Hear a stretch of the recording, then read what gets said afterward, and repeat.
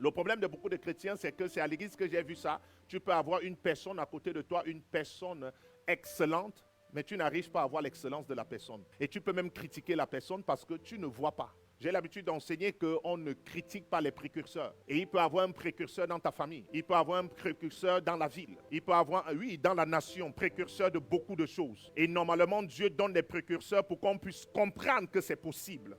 Quand le peuple a créé en Égypte, Dieu a envoyé un homme comme eux, Moïse, qui marchait avec juste une verge, qui portait la présence de Dieu. C'est suffisant d'être libéré en regardant Moïse. C'est le précurseur, c'est celui qui transporte la délivrance. Si tu regardes à Moïse, tu es libre. Si tu regardes à Moïse, tu entres dans la tente d'assignation.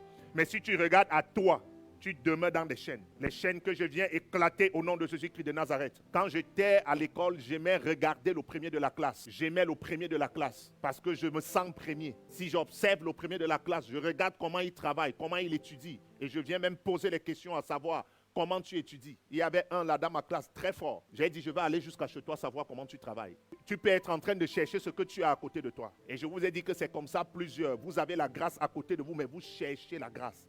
C'est quand tes yeux sont fermés. Je viens ouvrir tes yeux au nom de Jésus-Christ de Nazareth. Ça veut dire que ce que tu rejettes, plusieurs personnes désirent avoir ça. Même peut-être les personnes que tu es en train de chercher désirent ce que tu es en train de laisser. Bien-aimé, si tu es avec les chèvres et tu vois une chèvre changer et dire je suis le lion, tu peux devenir lion.